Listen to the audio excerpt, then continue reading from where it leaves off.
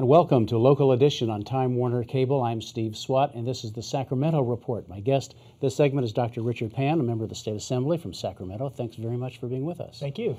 You are a pediatrician by profession. Correct. And I wanted to ask you about one piece of legislation that is going through the process. It's already out of the Assembly and dealing with vaccinations. It's my understanding that California is one of 20 states that allows parents to, I guess, opt out of the vaccinations for their kids based on, quote, personal beliefs. That is correct. Actually, California has one of the most lenient laws in terms of allowing parents to bring their children to school unvaccinated. And the result of that has been what?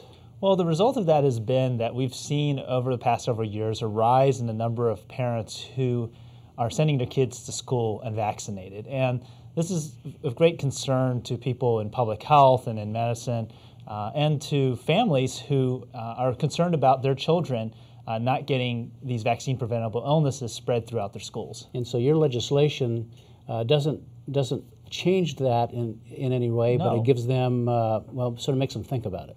Well, what we want to be sure is that parents who are making a decision whether to send their children vaccinated are able to make an informed choice. And so what this bill does is that it requires that if you would decide to send your child to the school unvaccinated, a personal belief exemption, that you need to receive counseling from a licensed healthcare professional about the risks and benefits of the vaccine and the diseases that the vaccine would have prevented.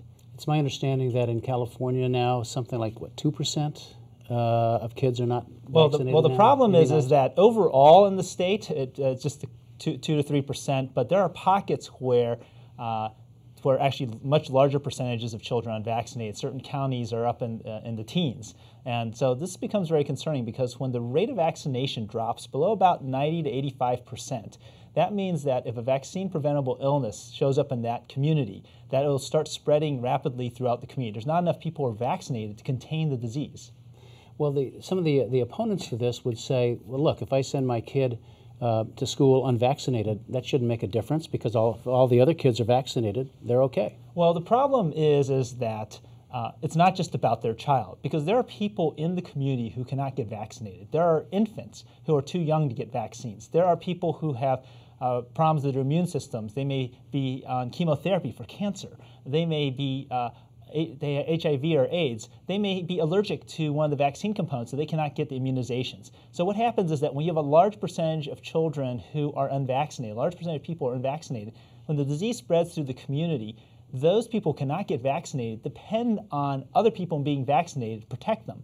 And so if we have a low rate of vaccination, then what would happen is those people become vulnerable. In fact, we saw this in an outbreak of measles in San Diego, where there was a low rate of vaccination. In fact, a child came from Switzerland, brought measles to the community, and that did spread to several people, including a couple of infants who were too young to get vaccinated. And whooping cough has come back? And whooping cough is here. We had the outbreak in California where 10 infants have died of whooping cough in California.